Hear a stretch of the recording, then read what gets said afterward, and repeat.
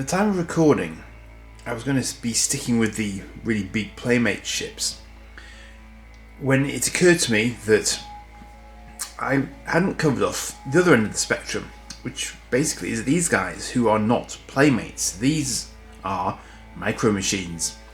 And as you can see, the range of micro machines that were released for Star Trek was actually quite broad.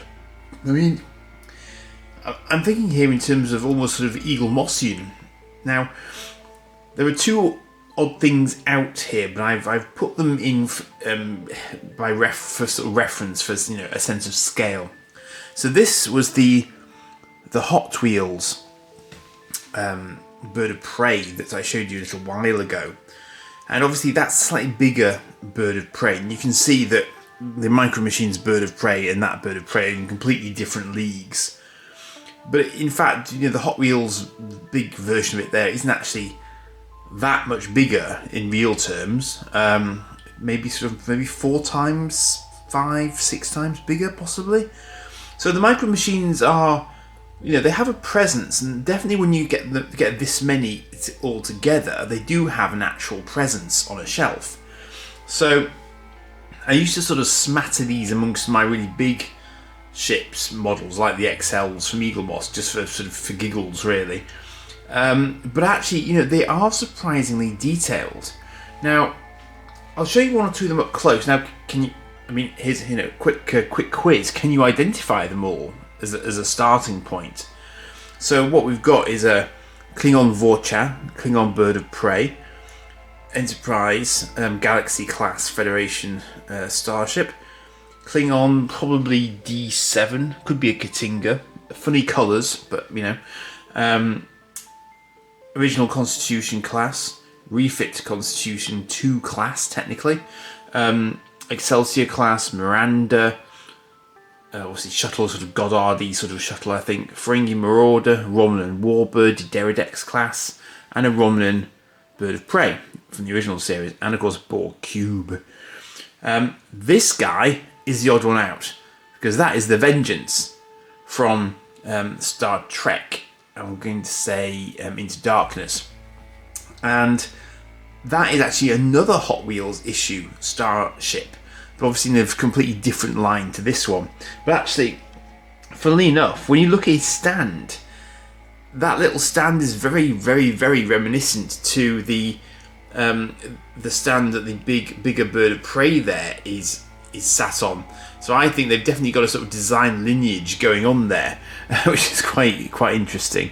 So that's just there for scale, basically. And you can see that die-cast Hot Wheels is actually a very similar size to the Micro Machines. Strangely, I always thought of it as being relatively sort of normal toy size. So the Micro Machines aren't really that micro, is what it comes down to, basically. They're not actually as micro as you might think.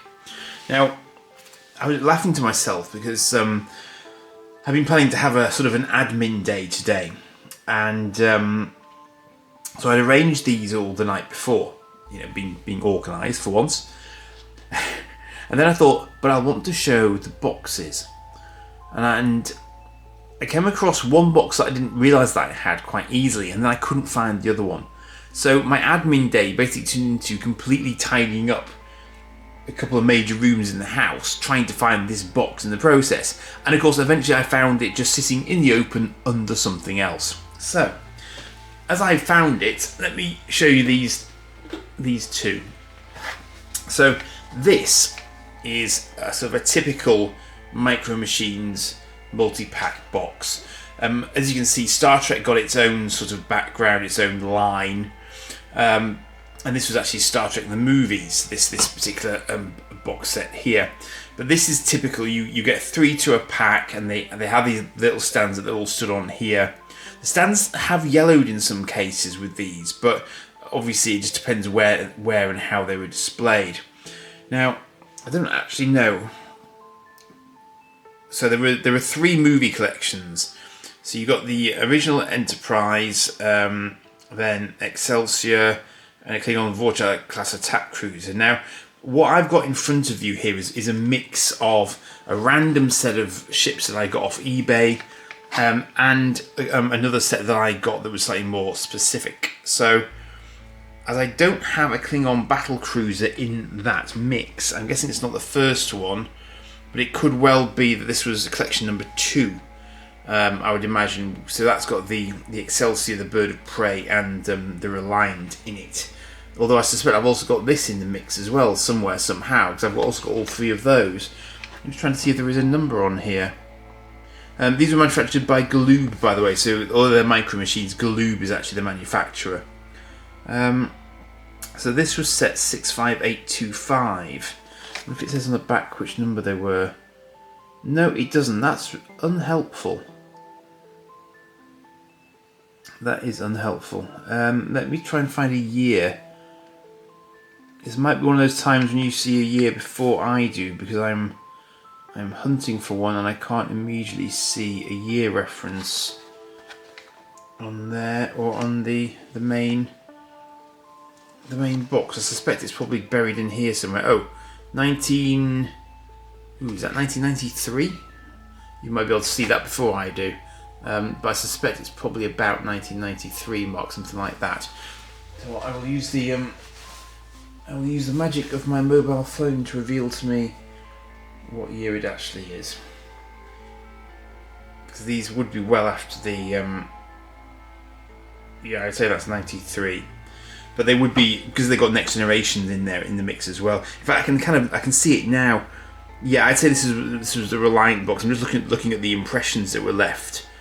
So that's a Bird of Prey, that's the Excelsior, and that's the Reliant there. Sorry, Excelsior, Bird of Prey, Reliant, like that.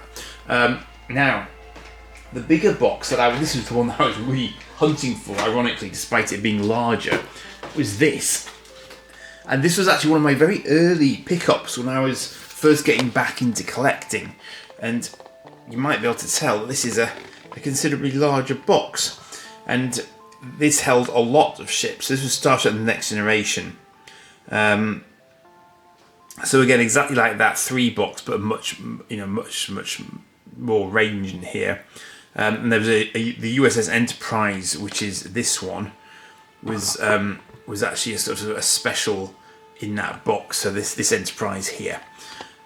So on the back of this one, you can see this is where I got the Vorcha, the Ferengi Marauder, Enterprise D, Borg ship, Romulan Warbird, shuttlecraft, and that other Constitution class Enterprise. So they've got various details in there as well about what's what and who's who and so on. So that's a nice one to have.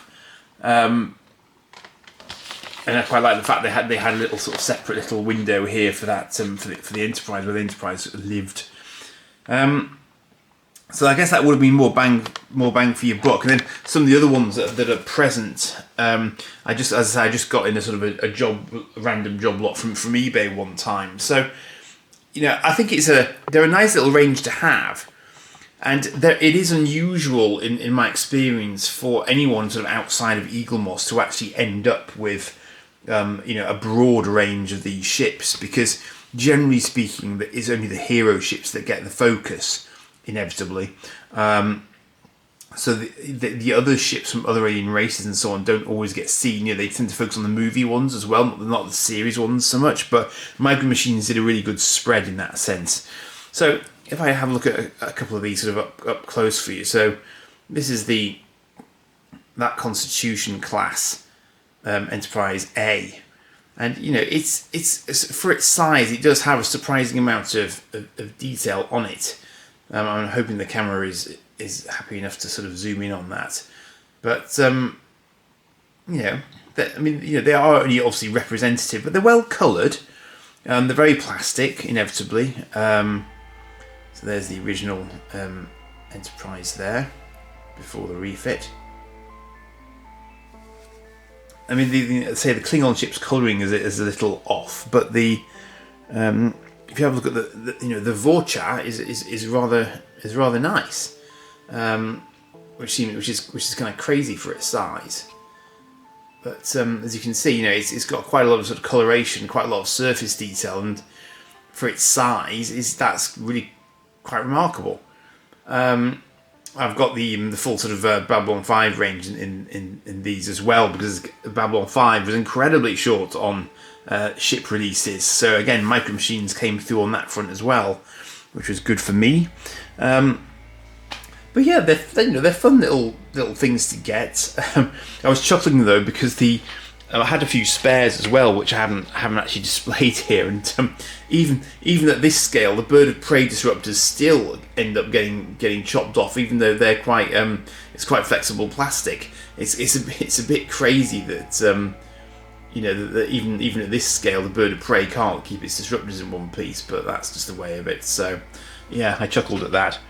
I had another spare Reliant in there as well, actually, and that's dropped a nacelle off. So it's a strange thing that everything seems to get broken in the same places, regardless of scale. But I suppose that's just a structural limitation of the ships. I'm not sure how much they'd set you back. I don't recall paying sort of huge amounts for Star Trek Micro Machines. I suspect quite a lot of them got made. I imagine I don't know how lines for Micro Machines were in terms of overall popularity, but you see them around a lot. So I'll just have a close look at some of these and pan around as I talk to you, so you can have a little closer look at some of the other ones there.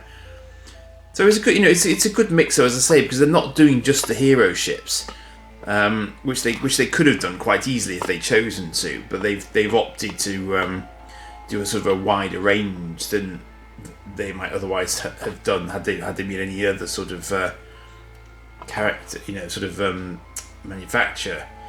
So I don't know whether anyone was dictating to them which ones they had to cover or not cover, as the case may be, but perhaps they just had free reign with the license, so they just went ahead and did whatever they felt was most likely to do well. So yeah, it's a nice little range, and if you've got limited space as well, of course, this is ideal, because it doesn't take a huge amount of space to display Micro Machines, strangely enough.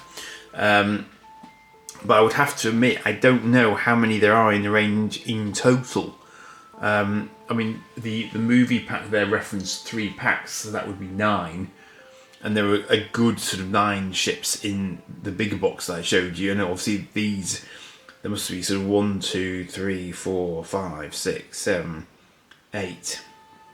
9, 10, 11. There's 12 different ships, I think, give or take, just in the ones we're looking at here.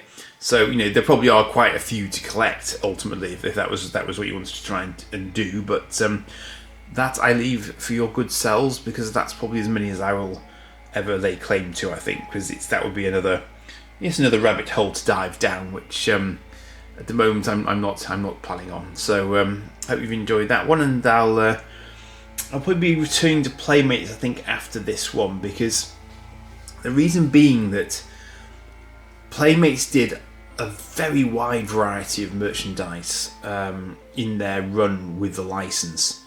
So whilst Diamond Select were very high quality, they didn't put out as many ships in as many different sizes as Playmates did.